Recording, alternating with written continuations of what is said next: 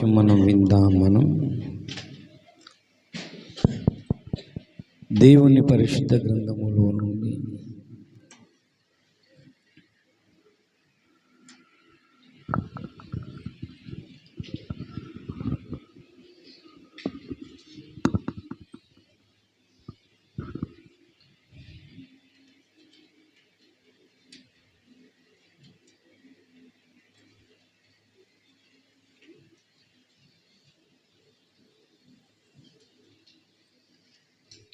అపోస్తుల కార్యములు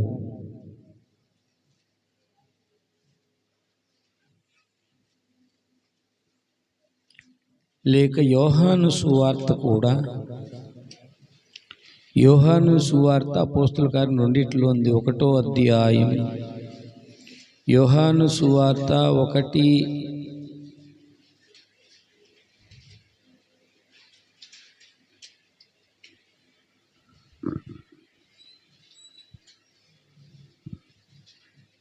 యోహాను సువార్త 1వ అధ్యాయం 41, 42.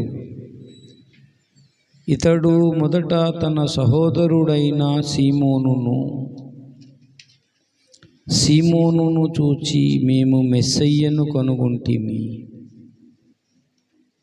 అని అతనితో చెప్పాను. యేసునొద్దకు అతడు తోడుకొని వచ్చెను.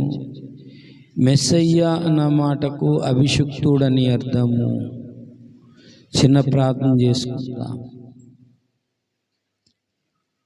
ప్రేమ కలిగిన తండ్రి, సర్వశక్తిమంతుడైన దేవా, నీ శ్రేష్టమైన పరిశుద్ధ నామమున లెక్కలేని స్తుతులు, స్తోత్రాలు, వందనాలు చెల్లిస్తూ చదువుకున్న వాక్య భాగమును దీవించి విరిచి వడ్డించి మమ్మల్ని దర్శించి కృప చూపించమని, మాతో అందరితో మాట్లాడమని నీ దాసుడు వట్టివాడ యోగ్యుడ నరుహుడు తండ్రి. మీరే ఈ యొక్క ఉదయకాలం అందరితో స్పష్టంగా, తేటగా, సూటిగా మాట్లాడమని, చదువుకున్న వాక్య భాగమును దీవించి విరిచి వడ్డించి ఈ దాసుడు వట్టివాడు తండ్రి, మీరు అభిషేకించి వాడుకోమని యేసయ్య దివ్య నామమున అడిగి వేడుకొనుచున్నాము తండ్రి. కూర్చో.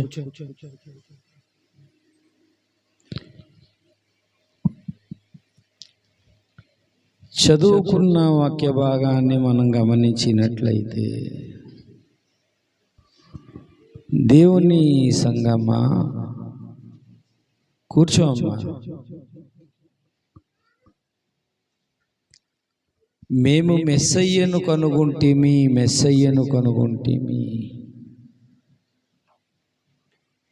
మెస్సయ్య అనే పేరుకు అభిషిక్తుడని అర్థము. అభిషిక్తుడనే పేరుకు క్రీస్తు అని అర్థము. దేవునికి స్తోత్రం కలుగును గాక. మెస్సయ్య అన్న, క్రీస్తు అన్న, అభిషిక్తుడన్న ఒకటే అర్థం దీన్ని.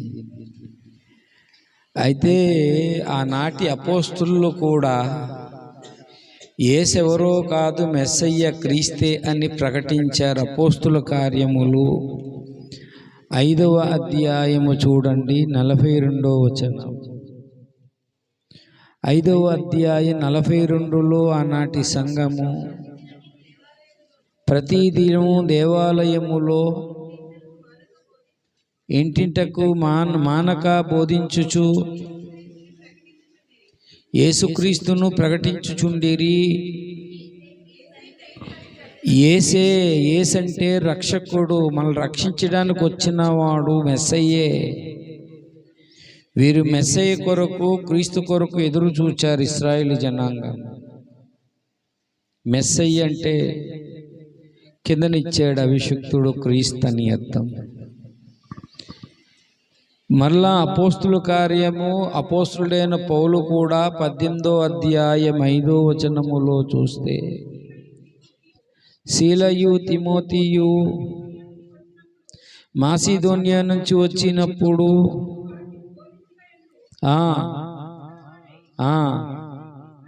యేసే క్రీస్తని యూదులకు దృఢముగా సాక్ష్యం ఇచ్చాను. మనం మెస్సయ్య కొరకు ఎదురు చూచాము. ఈ రక్షకుడే మెస్సయ్యా, ఈ రక్షకుడే మెస్సయ్యా అని. అంటే ఆ పేరులో మనకు సందేశం ఉంది, ఆ పేరులో మనకు సందేశం ఉంది.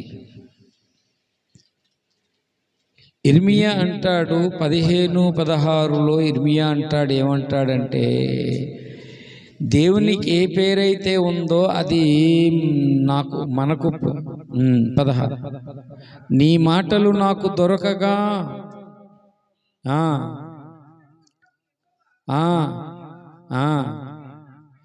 నీ పేరు నాకు పెట్టబడెను, నీ పేరు నాకు పెట్టబడెను, నీ పేరు నాకు పెట్టబడెను.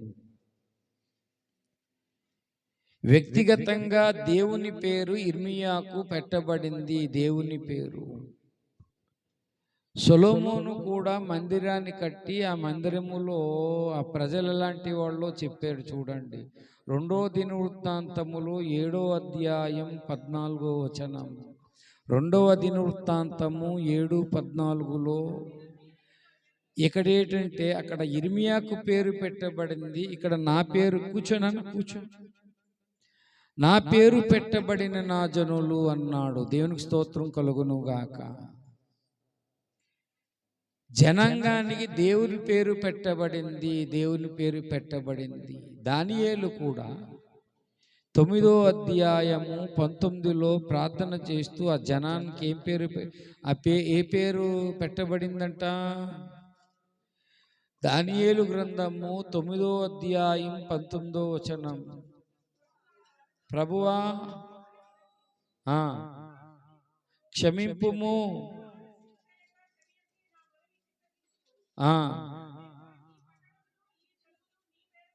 నీ పేరు పెట్టబడి, ఈ పట్టణానికి జనానికి దేవుని పేరు పెట్టబడింది. దేవునికి స్తోత్రం కలుగును గాక. హల్లెలూయా, హల్లెలూయా. దేవుని పేరు పెట్టబడింది, దేవుని పేరు పెట్టబడింది.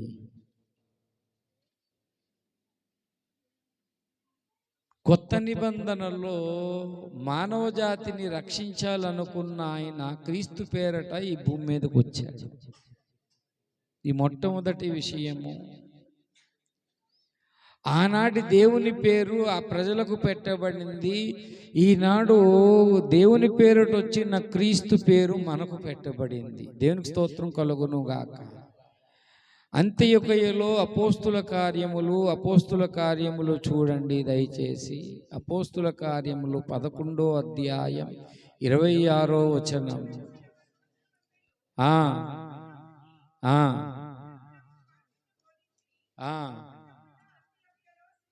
శిష్యులు క్రైస్తవులు అనబడిరి. శిష్యులు అంటే ఆ మెస్సయ్య నామం మనకి ఇవ్వబడింది. చాలా మంది మెస్సయ్య సహవాసం పెడతారు, తప్పులేదు. క్రైస్తవులు అనే మాట మనందరికీ ఆ పేరు పెట్టబడింది. దేవునికి స్తోత్రం కలుగునుగాక. హల్లెలూయా.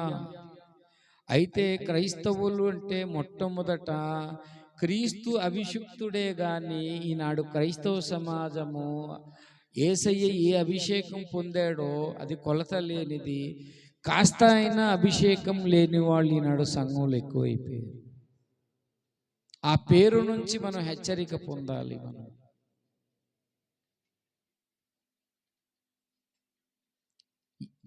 యేసయ్య దేవుని పేరట ఈ భూమి మీదకి వచ్చాడు. దేవునికి దృశ్య స్వరూపం యేసు ప్రభువు వారు, అదృశ్య దేవుని దృశ్య స్వరూపం యేసు ప్రభువు వారు. యేసుక్రీస్తు అంటే హిందీలోని ఈసాయి అంటారు. ఇప్పుడు మనం ఆర్కేపీ అని ఉంది, అది ఆర్ఎంపీ అని మార్చారు. రాష్ట్రీయ మసీహా పరిషత్ అంటారు. మసీయా అంటే అంటే క్రీస్తు. యేసుక్రీస్తు అంటే ఈసాయి ధరం. మనం ఇప్పుడు ఐదవ క్రైస్తవానికి హిందీలో ఏం పేరు పెట్టారంటే ఈసాయి ధరం అని. దేవుని పేరు మనకి ఇవ్వబడింది. మనం మామూలు వ్యక్తులము కాదు, సృష్టికర్త పేరు మనకి ఇవ్వబడింది. ఎందుకు ఇవ్వబడింది అంటే ఎప్పటికైనా ఆ సృష్టికర్త యొక్క స్వభావంలో మనం పాలిభాగస్థులం కావాలని తండ్రి అయిన దేవుడు కోరుకుంటున్నాడు. దేవునికి స్తోత్రం కలుగును గాక. హల్లెలూయా. హిట్లర్ అనే ఒక చాలా క్రూర నియంత కాలములో ఒక దొంగ ఎవరికి నిద్ర పట్టకుండా ప్రతి ఇంటిలో దొంగతనం చేసి మొత్తం అన్నీ తెలియకుండా ఎప్పుడు వచ్చాడో ఎప్పుడు వెళ్ళిపోయాడో తెలియదు, అలా విచిత్రంగా దొంగతనం చేస్తున్నాడు ఆయన. హిట్లర్ ఏమో ఆయనకి దొంగను పట్టించిన వాళ్ళకి విలువైన బహుమానం ఉంటుందని ప్రకటించాడు హిట్లర్. ఆఖరికి ఆ దొంగను పట్టుకున్నారు. పట్టుకుని హిట్లర్ దగ్గర తీసుకొచ్చారు. అప్పుడు హిట్లర్ అడిగారు, నీ పేరేం పేరు అంటే, నా పేరు హిట్లర్ అన్నాడు. దొంగ పేరు హిట్లరే, ఆ యొక్క నియంత పేరు కూడా హిట్లరే. ఆయన పక్కకు తీసుకెళ్ళి చేతులు గడ్డ పట్టుకున్నారే, బాబు పేరైనా మార్చుకో బతికైనా మార్చుకోరా నువ్వు అని. అలాగే ఈనాడు క్రైస్తవులని పేరుంది కానీ బ్రతుకులేదు. ఈనాడు క్రైస్తవులే, ఆ పేరులో చాలా, దేవుని బిడ్డలారా, ఆ పేరులో చాలా విలువైన అర్థం ఉంది. మనం క్రైస్తవుడు అనే పేరు, క్రిస్టియన్ అనేది మనకి ఆ నామం ఇవ్వబడింది. ఎవరైనా నువ్వేమని అడిగితే రిలీజియస్కి వచ్చేటప్పుడు నేను క్రైస్తవుణ్ణి అని గర్వంగా చెప్పుకోవాలి, సిగ్గుపడకూడదు. ఎవరైనా ఏమంటారని సిగ్గుపడకండి. మొదటి పేతురు పత్రిక 4వ అధ్యాయం 16వ వచనములో చూస్తే, 4వ అధ్యాయం 16వ వచనం, ఎవడైనా క్రైస్తవుడైనందుకు బాధ అనుభవించిన ఎడల సిగ్గుపడక. అందరు చెప్పండి, ఎవడైనా క్రైస్తవుడైనందుకు బాధను అనుభవించిన ఎడల సిగ్గుపడక ఆ పేరును బట్టే దేవుని మహిమపరచవలెను. అబ్బా, ఎంత అద్భుతమైన మాట అండి. యేసయ్య పేరు నాకు రావడం ఎంత గర్వం అండి. అంత్య దినాల్లో సిగ్గుపడతారు కొంతమంది, అమ్మో నేను క్రైస్తవుణ్ణి. ఏదో విచిత్రంగా ఒక భూతాన్ని చూసినట్టు అంత్య దినాల్లో చూస్తాడు. క్రైస్తవుడు అంటే చాలా హేళన అయిపోయాడు దినాలు. కారణం ఏంటంటే మదర్ తెరీసాలో క్రీస్తును చూడగలిగింది లోకం, కానీ మనలో యేసుప్రభుని చూడలేకపోతున్నారు లోకం. చర్చికి వచ్చేసాం, ఒక్కొక్కరు 10 సంవత్సరాల సీనియారిటీ ఉంది, ఒకరు 20 సంవత్సరాల సీనియారిటీ ఉంది. ఆదివారం తప్ప ఇంకా ఏ రోజు సహవాసానికి రాడతాను, మళ్ళీ మధ్యలో లేచి వెళ్ళిపోతారు. ఇక క్రీస్తుకి మనకి ఏం సంబంధం ఉందండి? ఒక ఆదివారం వచ్చి, అందుకేనా ప్రభువును బాప్తిసం తీసుకున్నాము మనం, అందుకేనా బాప్తిసం తీసుకున్నాము మనం. ఆ పేరు ఎందుకైనా మనకి ఇవ్వబడింది. మెస్సయ్య పేరు, అభిషిక్తుని పేరు ఇవ్వబడింది. అభిషిక్తుడు అన్నాం, ఏ రోజైనా అభిషేకం పొందుకున్నాము మనం? అభిషేకం అంటే అర్థం కాదు, లేఖనాలన్నీ తీసి చెప్తే బోల్టే ఉంది. అభిషేకం అంటే దేవుని ఏలుబడి మనలోనికి వచ్చుట అని అర్థము. రాసుకోండి ఈ మాట. అభిషేకం అనగా దేవుని ఏలుబడి మనలోనికి వచ్చుట అనేది. వచ్చిందా? సంవత్సరానికి ఒకసారి వస్తావు నువ్వు, వచ్చినా కూడా కరెక్ట్గా వాక్యం విని దేవుని కొరకు నమ్మకంగా ఆఖరి వరకు ఉండవు. ఈనాడు చాలా మంది దేవుని బిడ్డలారా పేరైతే ఉంది కానీ ఆ స్వభావం బ్రతుకు ఉండట్లేదు. ఈనాడు ఆ స్వభావం ఉండట్లేదు మనుషుల్లో. ఎవరో కాదండి, ఈ విశ్వాన్ని చూడండి, ఆకాశాన్ని, భూమిని, నీరు, నిప్పు, గాలిని సృజించిన దేవుడు, పంచభూతాలను సృష్టించిన దేవుడు, ఈ భూమి మీద ఒక మానవుడిలాగా నీలాగా నాలాగా యేసుక్రీస్తు అనే పేరట వచ్చాడు ఈ భూమి మీదకి. వచ్చి ఆ పేరు మనకి ఇచ్చారు. దేవునికి స్తోత్రం. ఇప్పుడు భార్య, ఇప్పుడు పెళ్ళైన తర్వాత భార్య పేరు వేరే ఉంటుంది, ఇంటి పేరు. భర్త పేరు ఎలాగైతే ఇవ్వబడిందో, సంఘం అనే భార్యకు సృష్టికర్త అనే భర్త పేరు ఇవ్వబడింది. దేవునికి స్తోత్రం కలుగును గాక. హల్లెలూయా, హల్లెలూయా. అది కొంతమంది ఏంటంటే క్రీస్తు అంటే క్రీస్తు అని పేరు పెట్టుకోవాలి, క్రీస్తు సంఘం అని. స్వభావం లేకపోయినా పర్వాలేదు. తాగేసి వచ్చినా ప్రభువు వాళ్ళు ఇస్తారు. బీడీలు, చుట్ట, సిగరెట్టు, రోడ్డు మీద తగులాడి పేకాట ఆడినోడు కూడా ప్రభు వాళ్ళు ఇచ్చేస్తారు కొంతమంది క్రీస్తు సంఘంలో. పరిశుద్ధత, క్రమశిక్షణ, ఒక యథార్థ, తగ్గింపు ఉండదు. నేను అడిగాను, పెద్ద ఆయన్ని అడిగాను నేను, క్రీస్తు స్వభావం లేకుండా క్రీస్తు సంఘం అనే బోర్డు పెట్టుకుంటే పరలోకంకి వెళ్తారా అని అడిగాను. ఎంత మొండితనం అంటే, పేరుండాలి లేకపోతే పరలోకానికి వెళ్ళరంట. కానీ బైబిల్ ఏం చెప్పిందంటే క్రీస్తు ఆ పేరును బట్టి అన్నాడంటే ఆ పేరు రాను రాను మన స్వభావంలో మారిపోవాలి. దేవునికి స్తోత్రం కలుగును గాక. ఇప్పుడు అంత్యొకయలో శిష్యులకు ఎవరు పేరు పెట్టారు? అంత్యొకయలో శిష్యులు అని ఎవరు పెట్టారు ఆ పేరు? లోకం పెట్టింది. ఒక ఏసైతో బాగా ఉండిపోయి చూడండి, ఏసైతో బాగా ఉండిపోయి ఒక చిన్న బాబు ముందుకు రానన్న బాబులు, ఏసైతో అలాగ ఉండిపోయి ఏసైలాగా తయారయ్యాడు పౌలు అంటున్నాను, పేతురు. ఒక చిన్నది, నువ్వు క్రీస్తుతో ఉన్నావు కదా, నేను కాదంటే ఆ చిన్నదంట నీ పలుకే నిన్ను గూర్చి సాక్ష్యం. ఏసైతో ఉంటూ ఏసులాగా తయారయ్యాడు పేతురు. పలుకు ఏసులాగే ఉంది, అందుకని నీ పలుకే నిన్ను గూర్చి ఏమవుతుంది? సాక్ష్యం ఇస్తుంది. మన పలుకు ఏంటంటే ప్రైజ్ లాడని నేర్చుకున్నాము. అప్పుడప్పుడు వాక్యం చెప్తే స్తోత్రం అని నేర్చుకున్నాం. వెనకాతలు ఉన్న వాళ్ళు సరిగా వాక్యం వినట్లేదు, చూస్తున్నాను, నేను గమనిస్తున్నాను, మధ్యలో మాట్లాడుతున్నారు. దేవుని వాక్యం వినడానికి వచ్చే ఆదివారం మనం విని తరించి దేవ స్వభావంలో పాలివారము కావాలి. క్రైస్తవుడు అంటే ఆ పదం ఎంత తెలుసా? హిమాలయ శిఖరం ఎంత పెద్దది, అంత టాప్ మోస్ట్ పొజిషన్ ఇచ్చాడు మనకి. మనం ఎంతసేపు మన చూపు ఆలోచన భూమి కిందకే ఉంటాయి, మీదకుండు. ఆ పేరు మనకు పెట్టబడింది, ఆ పేరులో అనంత కోటి అర్థాలు ఉన్నాయి. కాబట్టి దేవుని బిడ్డలారా, మొట్టమొదటి విషయం మీకు చెప్తాను. ఈ విషయం చాలా 3 విషయాలు చెప్పాలనుకున్నాను, టైం చాలదు. బైబిల్లో 3 సార్లు పేరు రాయబడింది. బైబిల్లో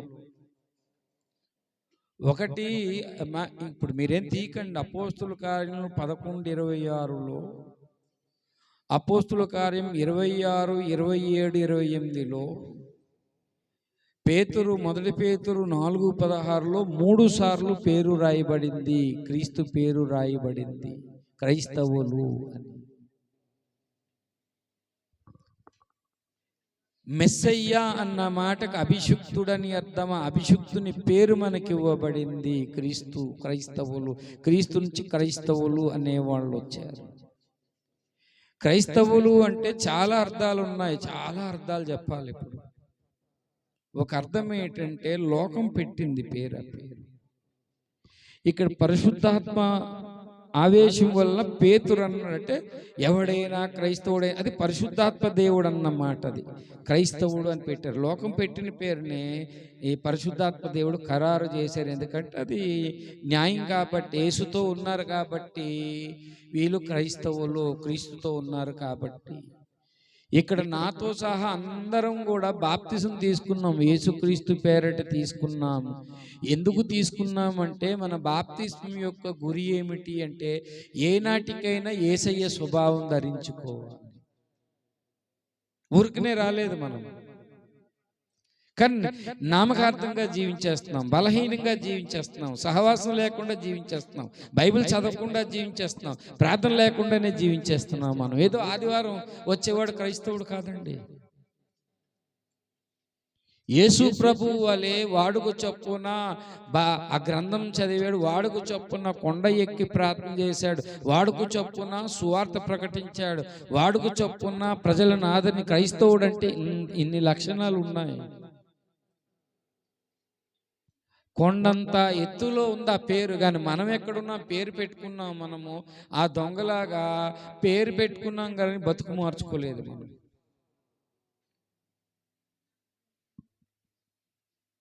కాబట్టి ఉదయకాలములో శిష్యులు అనిన వెంటనే దేవుని బిడలారా, మనము నేర్చుకోవలసిన 3 విషయాలు గుర్తుపెట్టుకోవాలి. 3 లేక 4 విషయాలు. శిష్యులు అనగా అర్థము, పెయింట్ వేసేవాడిని పెయింటర్ అంటారు, డ్రాయింగ్ వేసేవాడిని ఆర్టిస్ట్ అంటారు, సినిమాలో యాక్ట్ చేసేవాడిని కూడా వాడు ఆర్టిస్టే.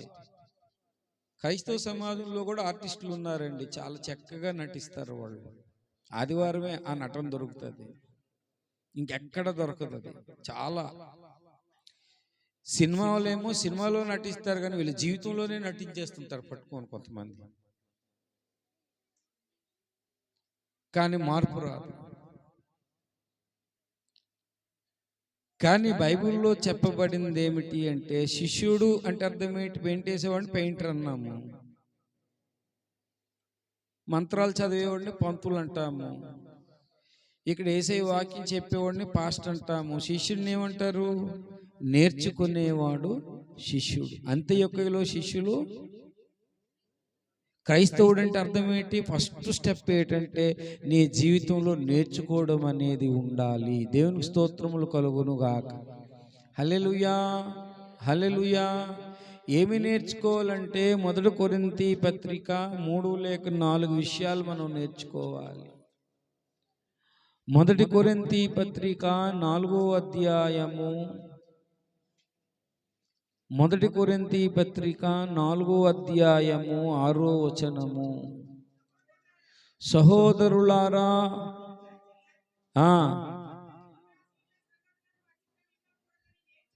మొట్టమొదటి విషయంలో రాసుకోండి, లేఖనాలలో ఏదైతే రాశాడో పౌలు ద్వారా అది అతిక్రమించడం పాపం, అది నేర్చుకోవాలి. లేఖనాలలో అతిక్రమించటం అంటే, దినములు చెడ్డవి గనుక సద్వినియోగం చేసుకోండి అంటే, ఆ మాటను అతిక్రమించట్లేదా? మనం ఆ మాటను అతిక్రమించట్లేదా? నమ్మి బాప్తిజం పొందుడి అనే వాక్యం ఉంది. చాలా మంది ఇంకా బాప్తిజం పొందని వారు అతిక్రమిస్తున్నారు, పొందట్లేదు. బాప్తిజం పొందిన వాళ్ళు దేవుని బిడలారా, బాప్తిజం పొందిన వారు దేవుణ్ణి ప్రకటించాలని రాయబడింది లేఖనాల్లో, అతిక్రమిస్తున్నారు. నేర్చుకోవాలి. 66 గ్రంథాలలో దేవుని బిడలారా, యేసయ్యను చూడండి. యేసు ప్రభువు వారు క్రీస్తు నామం ఎందుకు మనకి ఇవ్వబడిందంటే, యెషయా ప్రవచన గ్రంథం 50వ అధ్యాయం 4వ వచనములో యేసు ప్రభువు వారు నేర్చుకున్నారు. దేవునికి స్తోత్రం కలుగును గాక. అలసిన వానిని జ్ఞానము కలుగునట్లు. ఇది యేసు ప్రభువు వారిని గూర్చిన లేఖనము. తగిన మనస్సు, తగిన నోరు దయచేసి ఉన్నాడు.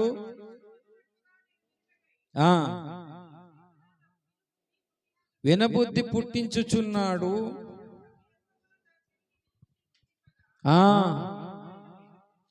చేయలేదు, తొలగిపోలేదు. ఈ మాట ఎవరిని గురించి రాయబడింది?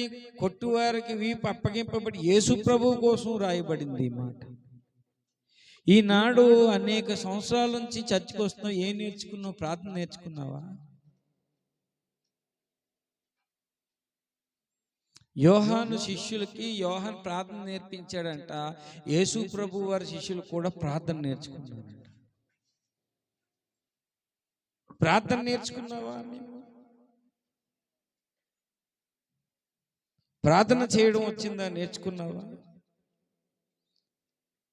ఎప్పుడైనా మనము వాక్యము అందరూ గుర్తుపెట్టుకోలేరు. వాక్యం చెప్తాం చాలాసార్లు, అందరూ గుర్తుపెట్టుకొని ప్రార్థన చేయలేరు. ఒకటి గుర్తుపెట్టుకోవాలి. ఏంటి పెట్టుకోవాలంటే, వాక్యం చెప్పినట్టు విన్నా, మేము నడవట్లేదు ప్రభువా, మమ్మల్ని క్షమించు అనే మాటతో కూడా ఇంకో మాట కలపాలి.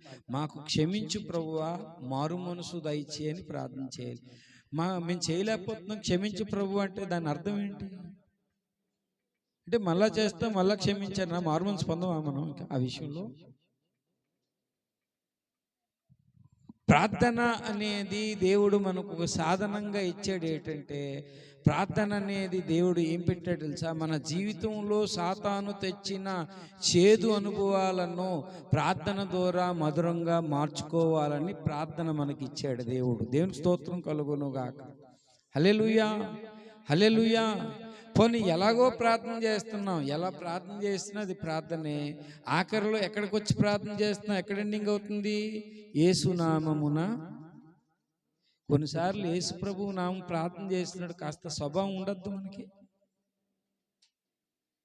ఒకళ్ళు క్షమించే స్వభావం ఉండదు, సహించే స్వభావం ఉండదు, మన్నించే స్వభావం ఉండదు. ఎవరేమైనా చిన్న ఏదైనా దిద్దుదామని చూస్తే సీరియస్గా చూస్తారు పట్టుకొని.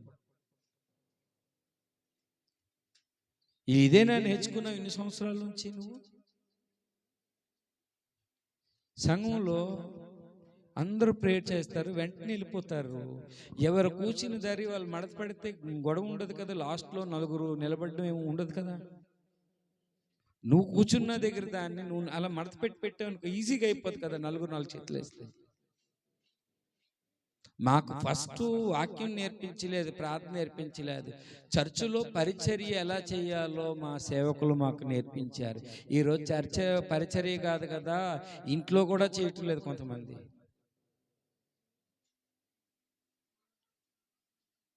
హెబ్రోన్ సంఘంలో కానీ బ్రదరన్లో కానీ కొన్ని సంఘాలలో చెప్పులు లైన్గా పెట్టాలి. అక్కడ నేను పనిచేసానండి, చెప్పులు తీసుకొచ్చిన వాళ్ళందరినీ లైన్గా చెప్పులు పెట్టాను. పరిచర్య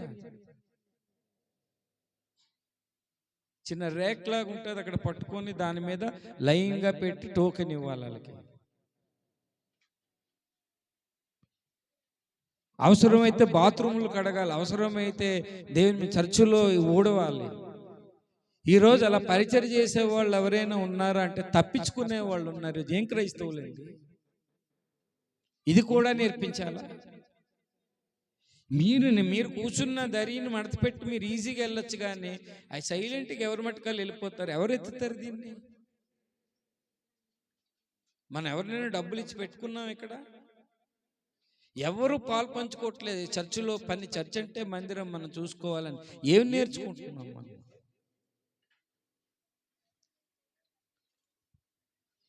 ఎన్ని గంటలైనా ప్రార్థన నేర్చుకోవాలని మాకు పాఠం నేర్పించారు. మోకరించిన గొలుసు ప్రార్థన అయితే వెనకాల వచ్చిన వాళ్ళ కొరకు మేము చూడం, వాళ్ళు వచ్చి కొద్దిసేపటి పోయాక అప్పుడు ప్రార్థన అనేది. ఈ రోజుల్లో ప్రేయర్ అయిపోయి టైం చూసుకొని వెనకాల ఎవరు వస్తారని టైం చూస్తున్నాం. అలా గొలుసు ప్రార్థనకి వస్తున్నారు చాలామంది. ప్రార్థన నేర్చుకోవడం రాలేదు. లేఖనాల్లో కొన్ని విషయాలు ఉన్నాయండి, వాటిని మనం అతిక్రమించకూడదు. లేఖనాలలో మనం అతిక్రమించకూడదు.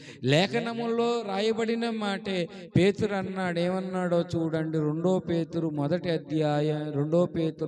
అధ్యాయము 4వ వచనములో డైరెక్ట్ స్టేట్మెంట్. ఆ మహిమ గుణాతిశయములను బట్టి అత్యధికమైన వాగ్దానములు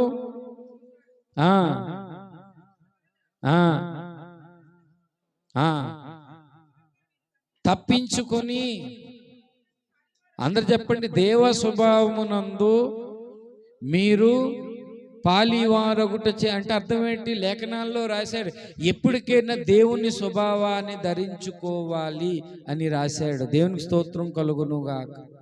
హల్లెలూయా, హల్లెలూయా. ఈ దినాలలో దేవుని స్వభావం కాదు కదా, మనం ఏ పరిచర్య చేయాలన్నా ఒక్క మగవాళ్ళు లేరండి. ఏదైనా ఒక పరిచర్య చేద్దామంటే చర్చిలో దేనికోసం కూడా లేదు. ఏదైనా ఫోన్ చేద్దామన్నా 20 ఫోన్లు చెయ్యాలి, అప్పుడు 20వ ఫోన్ ఎత్తుతారో లేదో తెలియదు.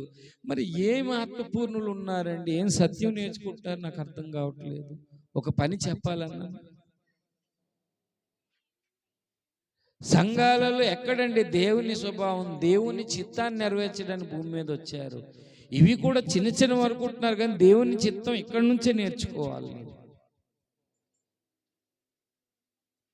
ఒక అమ్మాయికి పెళ్లి కాక ముందు వంటలా నేర్పిస్తారో, వార్పెలా నేర్పిస్తారో, కూరలే, అలాగా ఆయన భార్యగా సాటి అయిన సహాయంగా ఈ భూమి మీద పనులు చేయడం నేర్చుకోవాలి. కానీ చాలామంది సంఘాలలో ఈ పరిచర్య వదిలేసారు, పరిచర్యకు ప్రతిష్ఠించుకోవట్లేదు. మనిషి కుమారుడు పరిచర్య చేయడానికి వచ్చాడని చెప్పాడు. చాలా మంది పరిచర్య చేయాలి, తప్పదు, ఎప్పుడైనా చేయాలి, తప్పదు, పరిచర్య చేస్తూనే ఉండాలి. ఈ దినాలలో పరిచర్య చేసేవారు సంఘాలలో కాగడా వేసి వెతికినా కనిపించడం లేదు. అందరూ లాస్ట్లో చక్కగా వస్తారు, అందరూ ఎవరు అసలు పట్టించుకోరు. సంఘం అయ్యో ఇది నా సంఘం ఇది అని సంఘ క్రమాన్ని నేను చూసుకోవాలి. అసలు కుర్చీలు ఎన్ని ఉన్నాలో ఎవరికి తెలియదు. ఇక్కడ మొన్న కొన్ని పోయాయి. నేను పెట్టిన ఒక లైట్ పెట్టాను, లైట్ పోయింది. బాధ్యత ఉండాలి. అయ్యో మా సంఘాన్ని ఇదని చెప్పి బాధ్యత ఉండాలి. వేరే వాళ్ళ దగ్గర తీసుకొచ్చి ఇక్కడ పెట్టాను, కనిపించలేదు లైట్. మరి ఎవరు బయట నుంచి వచ్చారో తెలియదు. మన సంఘానికి బోల్డ్ మంది వస్తుంటారు బయట నుంచి, గమనించుకోవాలి. కాబట్టి దేవుని బిడ్డలారా, దయచేసి మనం లేఖనాలలో అతిక్రమింపకూడదు. ఏ వాక్యమైతే రాశాడో లేఖనాల్లో ఒకరినొకరిని ప్రేమించాలని ప్రేమ నేర్చుకున్నవాడు శిష్యుడు. ఒకరినొకరు క్షమించుకోవడం నేర్చుకోవాలి, ఒకరినొకరు సహించడం నేర్చుకోవాలి. దేవునికి స్తోత్రం కలుగునుగాక. సత్యంబు జీవంబును ఈ బ్రతుకు సాఫల్యము, సత్యంబు జీవంబును ఈ బ్రతుకు సాఫల్యము, నేర్పించెను నాకు చూపించెను.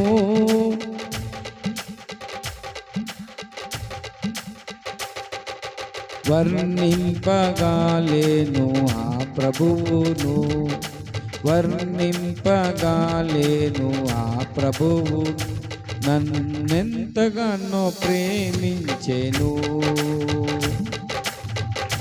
గానో కరుణించెను నా యేసుడు.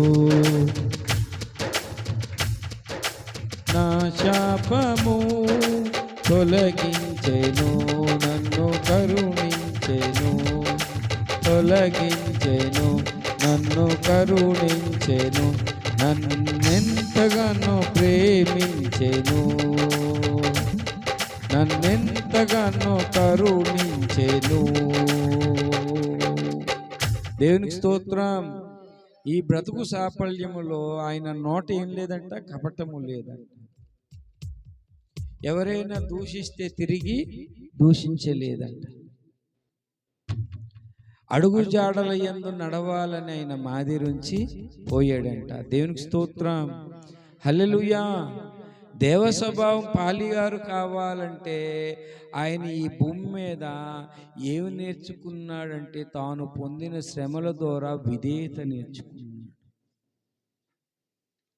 నేర్చుకోవడంటే చక్కడపు పని జరగటం. దేవునికి స్తోత్రం. హల్లెలూయా, హల్లెలూయా.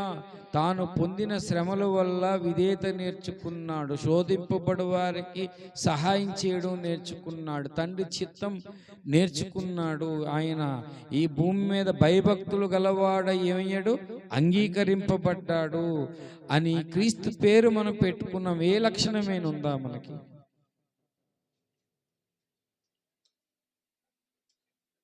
మత్తయి అంటే ఆది కాండం నుంచి ప్రకటన గ్రంథం వరకు ప్రతి లేఖనం మనం మాట్లాడినప్పుడు అతిక్రమిస్తున్నామనే లేఖనం మనతో మాట్లాడుతుంది. ఒక్క బలి కొట్టివేయబడింది.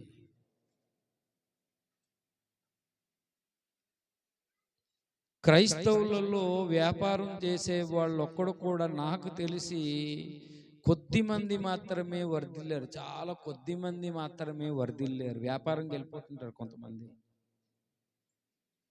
దయచేసి ప్రభువు సన్నిధానంలో కనిపెట్టకుండా వ్యాపారం చేయొద్దు దయచేసి.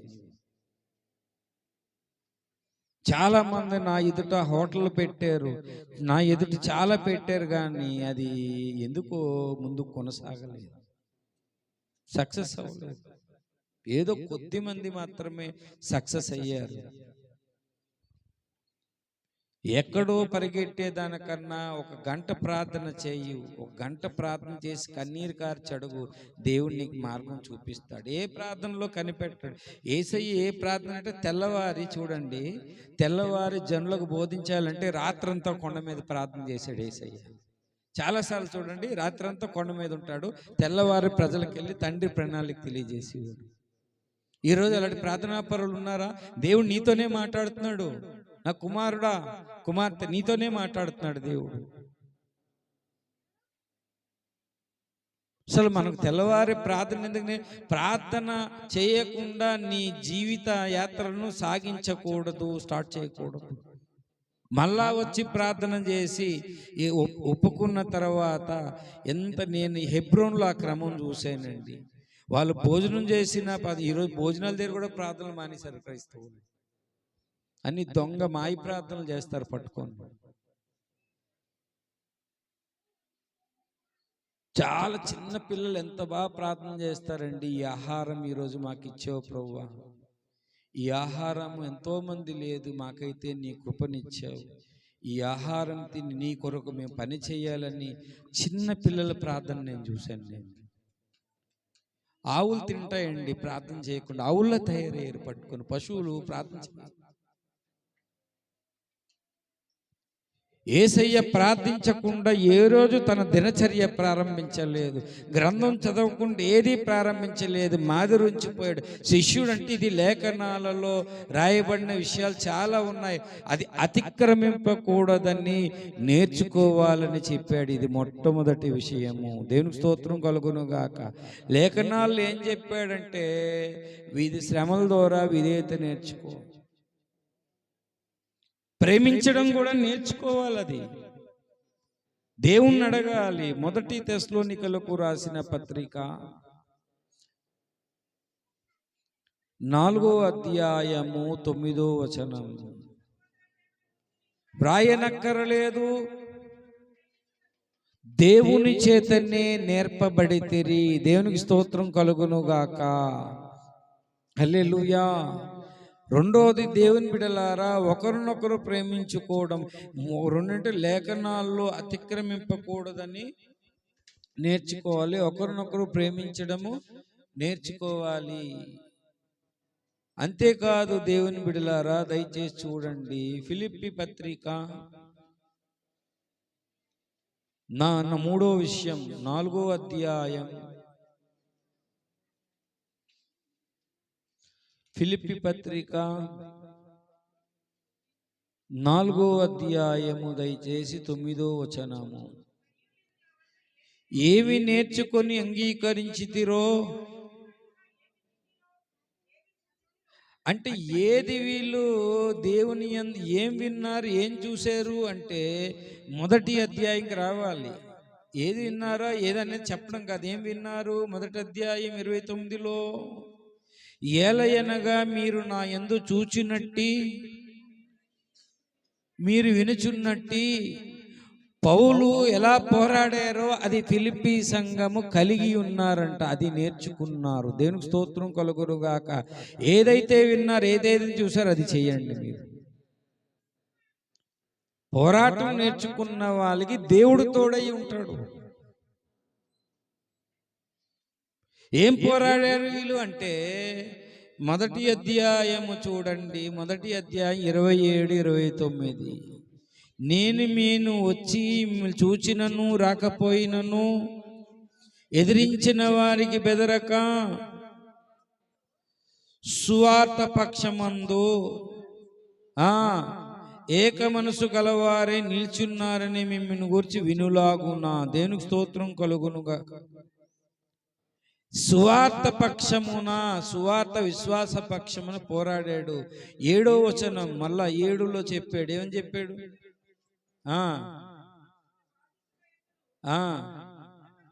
సువార్త పక్షం వాదించాలి, దాన్ని స్థిరపరచాలి.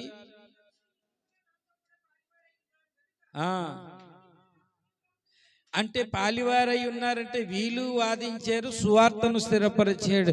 ఈ పోరాటము ఫిలిప్పీ సంఘము కలిగి ఉన్నందునంటే కలిగి ఉన్నారంట, అది నేర్చుకున్నారు. దేవునికి స్తోత్రం. ఈరోజు మనలో లేఖనాలలో అతిక్రమింపకూడదు, ఏవేవి రాశాడు అనేది నేర్చుకోవాలి. రెండోది, ఒకరినొకడు ప్రేమించుకోవాలనేది అంత ఈజీ కాదు, అది ప్రేమించలేము మనం. ఎందుకంటే లోపల ఉన్న స్వభావం ఎవరి స్వభావం? ఎవరి స్వభావం? ఆదాము స్వభావం ఏంటి? ఏది వద్దన్నాడో దేవుడు వద్దన్న పని అంటాడు. దేవుడు ఈ లోకంలో ప్రేమించద్దురా అంటే ఈ లోకాన్ని ప్రేమిస్తాడు. సహోదరులు ప్రేమించరా అంటే ప్రేమించడు. ఆదాము స్వభావం మనలో ఉంది. ఒకరినొకరు ప్రేమించుకొనుట అనేది దేవుని బిడ్డలారా మనలో చాలా లోపమండి. ఇది దేవుడు చూసినప్పుడు లోపంగా కనిపిస్తుంది. చెప్పడానికి చాలా ఈజీయే కానీ చేయడం చాలా కష్టం. ఎందుకంటే అహం అడ్డొస్తుంది, కులం అడ్డొస్తుంది. కొంతమందికి కులం చావలేదు, ఇంకా అహం అడ్డొస్తుంది, స్టేటస్ అడ్డొస్తుంది కొంతమందికి. అందరూ క్రీస్తు శరీరములో భాగములే, అవయవాలే అని లేఖనం చెప్పింది. ఈనాడు దేవుని సంఘములో పౌలు పోరాటం కలిగిన ఆ పోరాటము నేర్చుకోవాలి. ఎలా పోరాడాడు, సువార్త ఎలా చెప్పాడు అని.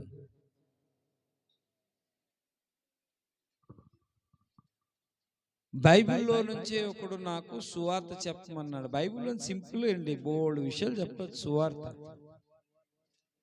బైబిల్ నుంచి బోల్డ్ సువార్త చెప్పచ్చు. అసలు బైబిల్ అంతా ప్రవక్తల లేఖనాలు అని చెప్పి ఒకసారి ఒక ఆయనకు సువార్త చెప్పాను. ఆయన ఇప్పటికీ వాళ్ళు మర్చిపోరు. ఇంకా నేను శ్రీహరిపురం నుంచి ఇక్కడ ఈ ప్రాంతానికి వచ్చాను కదా, ఇప్పటికీ మర్చిపోరు. సువార్త నేను విన్నాను, బాప్తిజం పొందిన వాళ్ళు చాలా మంది ఉన్నారు శ్రీహరిపురంలో.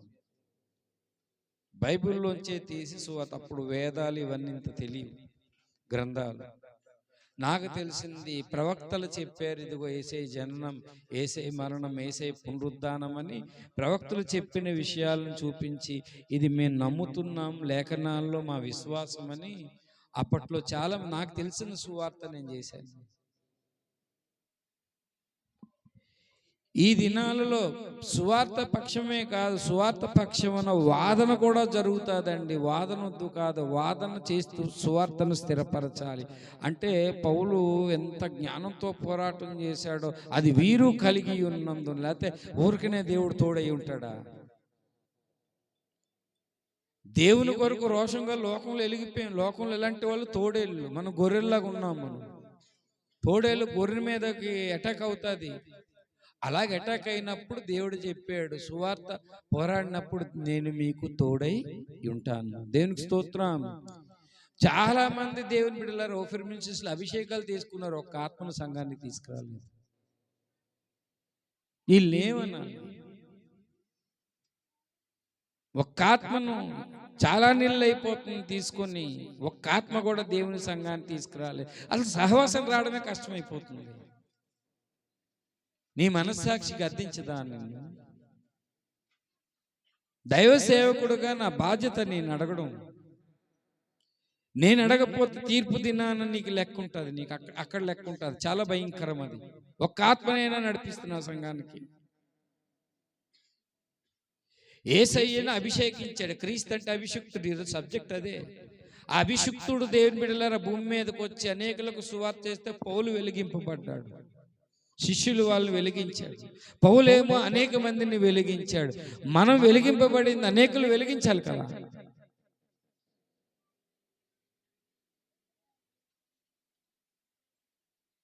మొన్న డమ్ముకు ఒక పెళ్లి చేయడానికి వెళ్ళాను, అక్కడ సువార్త చేశాను నేను.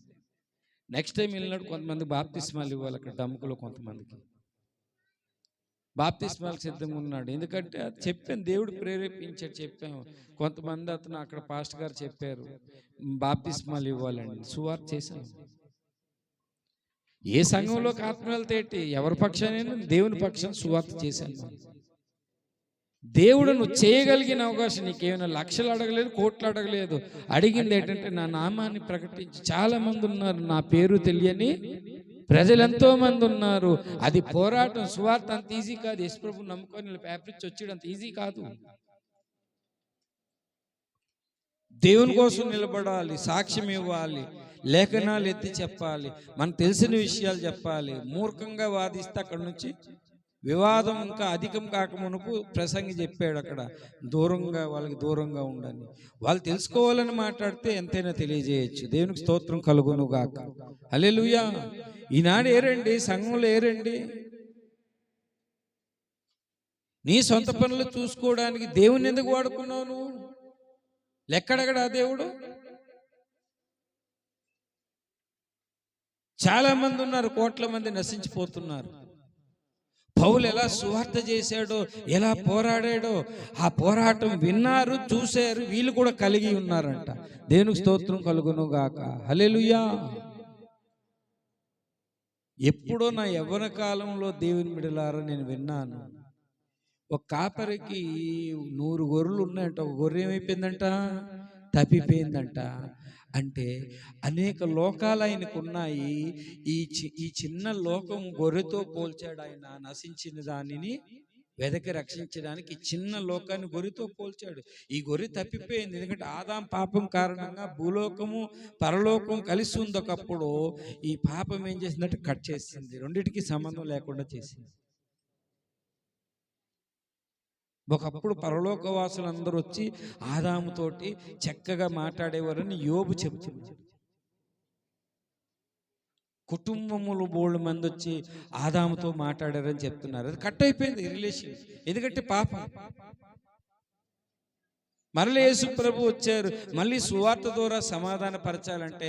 ఈనాడు దేవుని బిడలారా, అభిషిక్తులంటే దేవుని అభిషేకం పొంది సువార్త ప్రకటించాలి. ఎక్కడికక్కడ సువార్త పందా మారింది. అంత్య దినాలలో మనం ఇంతకు ముందులాగా ఎక్కువ మంది కాదు, వ్యూహాత్మకంగా దేవుని బిడలు. నీ చేతిలో సెల్ ఉంది, సెల్ పట్టుకొని నువ్వు చెప్పలేవు యేసు ప్రభు మనందరి పాపాల కొరకు మృతి పొందాడు, ఈ పాపం ఆదాము కారణం వచ్చింది చెప్పలేమో. చేతిలో సెల్ ఉంది, సెల్ చెప్పలేమా మనం? సెల్ రీల్స్ చూసుకోవడానికి ఆ సెల్.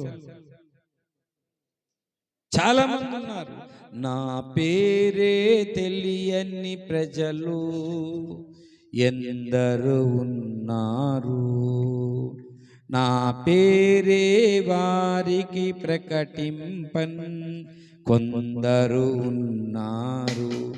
మీరైనా మీలో ఎవరైనా, మీరైనా మీలో ఎవరై వెళతారా నా ప్రేమను చెప్పుతారా, వెళతారా ప్రేమను చెప్పుతారా.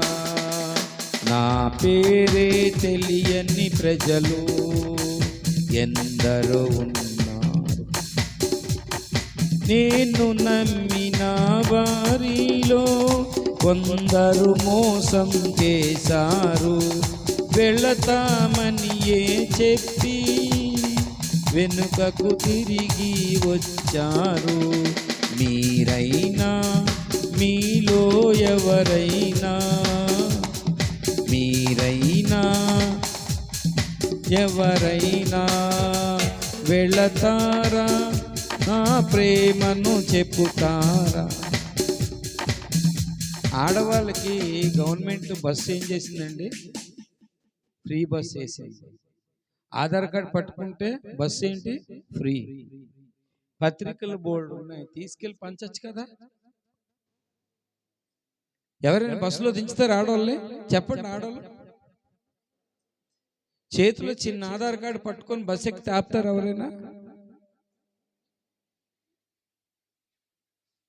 ఆడవాళ్ళకి ఎక్కువ అవకాశం ఉంది. అలాగని పురుషులు చేయొద్దని నేను అనట్లేదు, పురుషులు కూడా చేయాలి. చాలా మంది దేవుని బిడలారా, మనం నేర్చుకోవలసింది లేఖనాలను అతిక్రమింపకూడదు. శిష్యుడంటే అంత్యొకయలో శిష్యులు, క్రైస్తవుడు శిష్యుడన్న ఒకటే. లేఖనాల్లో అతిక్రమింపకూడదు. రెండోది, ఒకరినొకడు దేవుని చేతే ప్రేమించడం నేర్చుకోవాలి. మూడవది, దేవుని బిడ్డలారా, స్వార్థ పక్షమున వాదించి వాటిని చేయాలి, పోరాడాలి. ఒకసారి రవి జకర్యాస్ అనే ఆయన ముస్లిం కంట్రీకి వెళ్ళాడంట సువార్త. రవి జకర్యాస్ ముస్లిమ్స్ అందరు పట్టుకొని మా ప్రశ్నకు సమాధానం చెప్పు నువ్వు, అప్పుడు సువార్త చెయ్యి. ఇప్పుడు యేసు ప్రభు ఎవరు, దేవుడా అని అడిగారంట యేసు ప్రభు. ఈయన చాలా తెలివిగా సమాధానం చెప్పాడు. యేసు ప్రభు వారు ఒక ప్రవక్త అన్నాడంట. యేసు ప్రభు వారు ఒక ప్రవక్త అని చెప్పి తిరిగి వాళ్ళకి ప్రశ్న వేశాడంట. ప్రవక్త చెప్పింది ఏదైనా అబద్ధం చెప్తాడా అని అడిగారంట. ఎవరు చెప్పరన్నారంట వాళ్ళు. ఆ ప్రవక్తే చెప్పాడు, నేనే మార్గము, నేనే సత్యము, నేనే జీవం, కాబట్టి ఆయనే రక్షణకు మార్గం అని ఆ మాట చెప్పి అక్కడ నుంచి ఈ ముస్లిం కంట్రీలో బాగా సువార్త చేశాడు రవి జకరియాస్ అని. చాలా టెక్నికల్గా వివేకంగా దేవుని బిడలారా మనము ప్రేమపూర్వకంగా మనం సువార్త ప్రకటించాలి.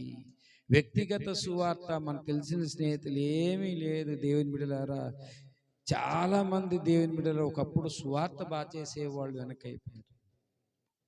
మన లక్ష్మీ సిస్టర్ వచ్చారా మదిలిపాలెం, ఆవిడ ఒకప్పుడు పరిశుద్ధాత్మ శక్తి కలిగి ప్రవచనాలు చెప్పేది. ఇప్పుడు అలా సైలెంట్గా ఉంది, మరి ఎందుకు తెలియటం లేదు. మనం అలా ఈయనంటే లంకమేత గోదావరి, ఆ ఊరికి అవతలు ఉంది మారికొల్సా, అక్కడేనా పాపం ప్రార్థనకి. ఇప్పుడు రమేష్ ఉన్నాడు, రమేష్ వచ్చాడు, రమేష్ ఉపయోగపడతాడు సిటీలో దగ్గరలో. ఇక్కడెక్కడ చర్చికి దగ్గరలో వచ్చి అక్కడెక్కడ నీళ్ళు అద్దెకి ఇచ్చేసి దగ్గరలో చర్చ్ దగ్గరలో అన్ని ప్రార్థనలు అంటే సహవాసం లేకపోతే అలాగైపోతుంది.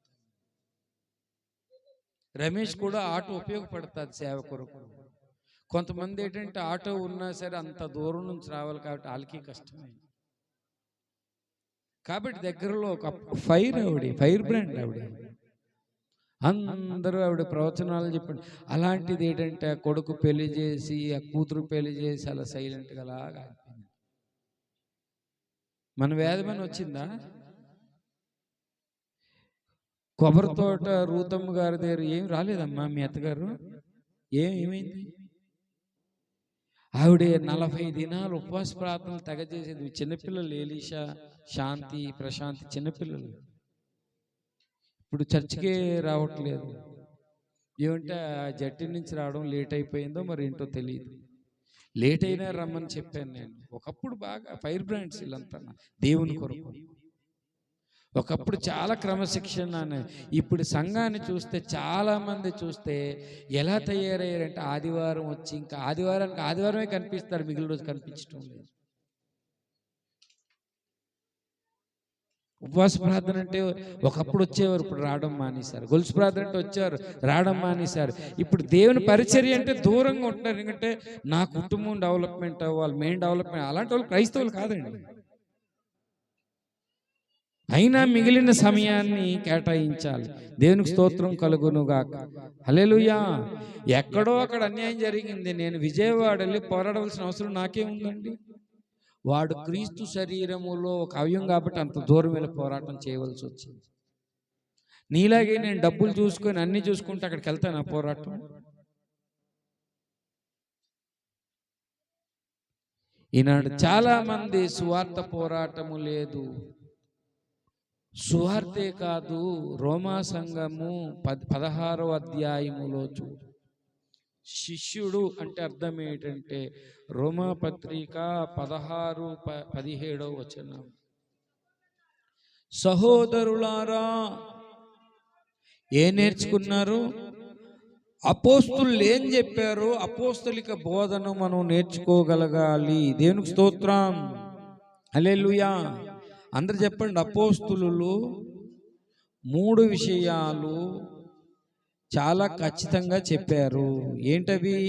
రక్షణ సిద్ధాంతం కరెక్ట్గా చెప్పారు, పరిశుద్ధాత్మ కోసం చెప్పారు, రెండో రాకడ కోసం చెప్పారు. ఈ 3 చెప్పారు అపోస్తులు ఎక్కువ.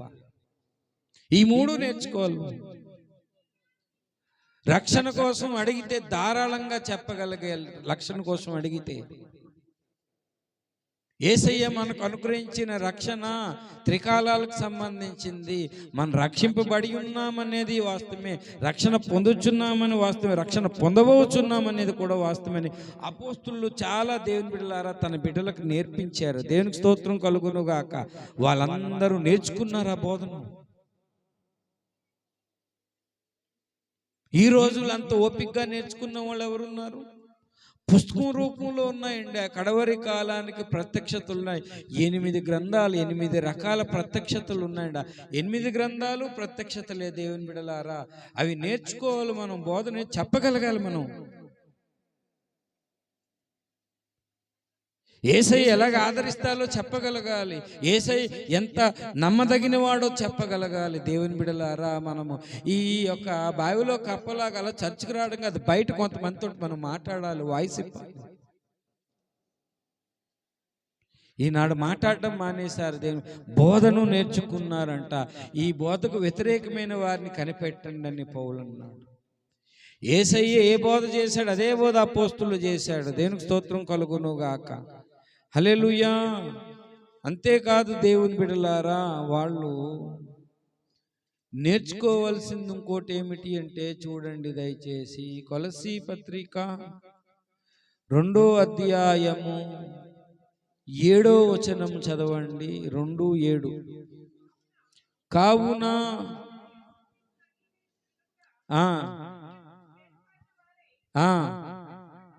ఇంటి వలె కట్టబడుచు మీరు నేర్చుకున్న ప్రకారముగా వీళ్ళు విశ్వాసము అందు స్థిరపడాలి. వీళ్ళు నేర్చుకోగలిగారు. దేవునికి స్తోత్రం కలుగును గాక. ఎలా ఏమనండి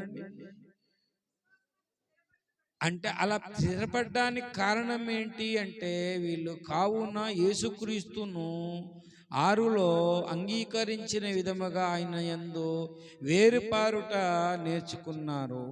ఇంటి వల్లే కట్టబడడం నేర్చుకున్న ప్రకారం విశ్వాసమందు స్థిరపరచబడ్డము నేర్చుకున్నారు. దేవునికి స్తోత్రం కలుగును గాక.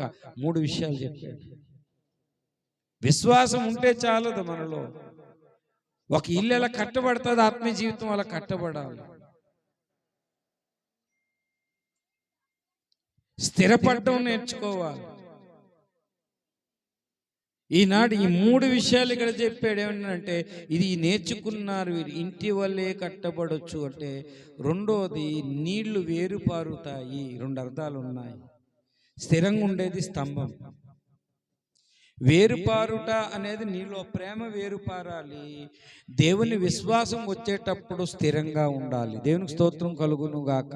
వేరుపారుట స్థిరపడనే మాట 2 అర్థాలు వస్తున్నాయి. రెండోది, ఇంటి వల్లే కట్టబడాలంటే ఇవన్నీ కట్టబడితే విశ్వాసం సరిగా ఉండాలి. వీళ్ళు నేర్చుకున్నారంట. దేవునికి స్తోత్రం కలుగును గాక. హల్లెలూయా, హల్లెలూయా. కాబట్టి దేవుని బిడ్డలారా, మనము శిష్యులు అనే మాట, దేవుని బిడ్డలారా, శిష్యులు అనే మాట ఎప్పుడు ఆపాదించబడుతుంది అంటే, నువ్వు నేర్చుకున్నప్పుడు ఆపాదించబడుతుంది. దేవునికి స్తోత్రం కలుగును గాక. మొట్టమొదటిది ఏం చెప్పుకున్నాం మనము? లేఖనములలో ఏ విషయం కూడా మనం ఏం చేయకూడదు, అతిక్రమింపకూడదు. రెండోది ఒకరినొకరు ప్రేమించటము నేర్చుకోవాలి. 3, సువార్త పక్షమున ఎలా వాదించాలి. మళ్ళా మూర్ఖుల్లా కాదు, చాలా జ్ఞానంగా సువార్త పక్షమున వాదించుటయందు, దాన్ని స్థిరపరచుటయందు పోరాటము కలిగి ఉండాలి. పోరాటం నేర్చుకోవాలి. 4,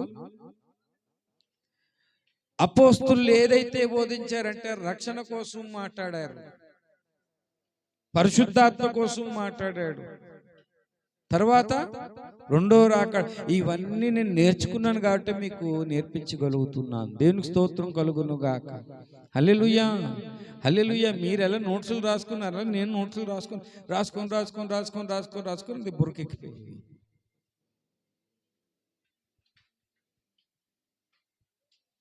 అపోస్తలిక బోధ నేర్చుకోవాలి. మనం వస్తున్నాం ఎన్నో సంవత్సరాల నుంచి. ప్రార్థన అనేది నేర్చుకోవాలి, విధేయత అనేది నేర్చుకోవాలి, పరిశుద్ధత అనేది నేర్చుకోవాలి. యేసయ్య ఈ జీవిత సాఫల్యం ఎలా ఉండాలో నేర్పించాడు మనకి. దేవునికి స్తోత్రం. ఇలాగ ఏది నేర్చుకోలేని వాడు క్రైస్తవుడు కాదండి. అమ్మాయి వంట రాదండి, కూర వండడం రాదండి, బట్టలు ఉతకడం రాదండి, వచ్చే వాళ్ళతో మర్యాద నేర్చుకోలేదండి. అప్పుడు అత్తగారింటి దగ్గర ఉండగలుగుతుందా అమ్మాయి? మనం కూడా యేసయ్య దగ్గర మనము ఆయన పట్టపురాణిగా మనం ఉండలేము. ఏళ్ళ తరబడి సంఘానికి వస్తున్నారు, నేర్చుకోవట్లేదు. సండే స్కూల్కి మీ పిల్లలు పంపించండి అంటే పిల్లలు కూడా పంపించట్లేదు. తల్లిదండ్రులు పిల్లలు పంపించడం లేదు. స్త్రీల కొడుకు రండి పోనీ ఎక్కడ పిల్లలు ఎలా తయారవుతారని దానికి స్త్రీలకే కారణం అంటే స్త్రీల కొడుకు రండి అంటే స్త్రీల కొడుకు స్త్రీలు రావటం లేదు. ఇప్పుడు ఇలా చిన్న పిల్లలు భక్తులు ఎలాగవుతారండి?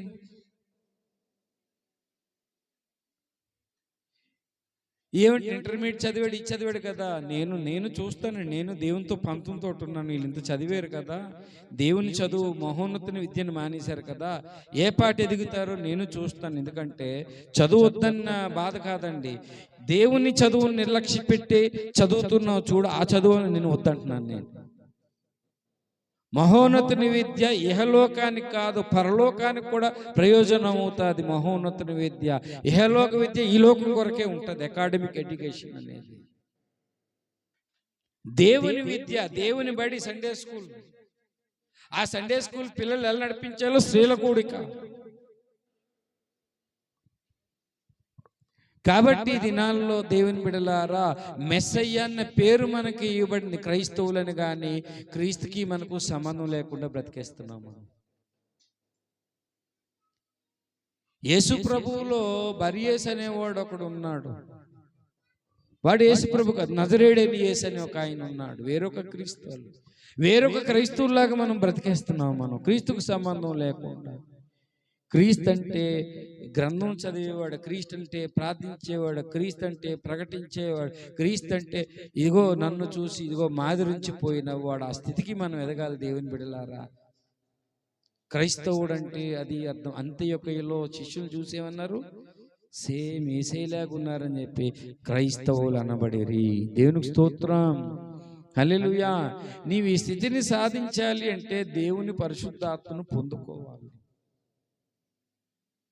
అభిషేకం పొందుకోవాలి, దేవుని అడగాలి. నీ ఏలుబడి నాలో దేవుని ఏలుబడికి ఎవరైతే ఒప్పుకుంటారో ఒప్పుకుంటారో వాళ్ళు దేవుడు వాళ్ళకి వచ్చి నేర్పిస్తాడు. దేవునికి స్తోత్రం, హల్లెలూయా, హల్లెలూయా.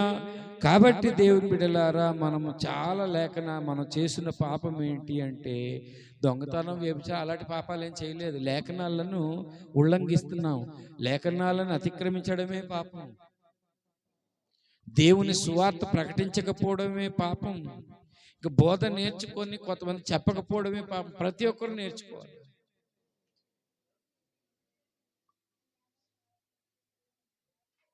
బోధను నేర్చుకోవాలి. ఇంటి వల్లే కట్టబడాలి. అలా కట్టబడాలి, వేరుపారి స్థిరపడిన అనుభవంలోకి నీవు ఉండాలి. దేవునికి స్తోత్రం కలుగును గాక. దేవుని ప్రేమలో, ఆ ప్రేమ మనలో ఫ్లో, మన ద్వారా యేసయ్య ప్రేమ మనలోకి వచ్చింది, మన ద్వారా లోకానికి ఫ్లో అవ్వాలి. దేవుని విశ్వాసం అందు స్థిరంగా ఉండాలి. దేవునికి స్తోత్రం కలుగును గాక. అంటే నీ విశ్వాసం ఒక పరిపూర్ణమైనదై ఉండాలి. దేవునికి స్తోత్రం కలుగును గాక. హల్లెలూయా, హల్లెలూయా. కాబట్టి దేవుని బిడ్డలారా, ఆ పేరుకి మనం రానున్న దినాల్లో అలా జీవించకపోతే ఆ పేరుకు మహిమ కలగదండి. ఆ పేరును బట్టే దేవుని ఏం చేయాలి, మహిమ కలగట్లేదు. అది పాపం. కాబట్టి ప్రభురాత్రి భోజనం తీసుకునే ముందు ఒక్కసారి మన లేఖనపు వెలుగులో మనము చాలా విషయంలోని అతిక్రమించేస్తున్నాము, నేర్చుకోవట్లేదు.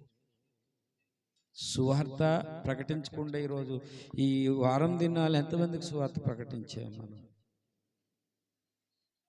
బైబిల్ చదివా పోనీ?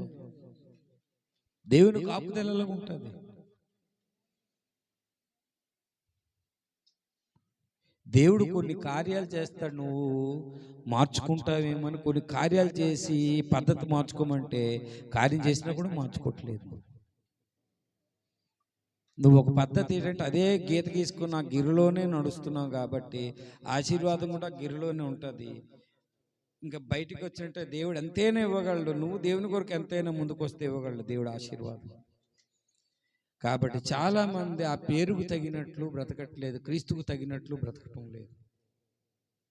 ఒక్కసారి ప్రభురాత్రి భోజనం మనం పరీక్షించుకుందాం, తీర్పు తీర్చుకుందాం, యోగ్యమైన రీతిలో ప్రభు వలలో చేవేద్దాం. ప్రభు కృప మనకు సహాయం చేయును గాక. రండి దేవుని బిడ్డలారా, కృపాసనము చేరుదాం.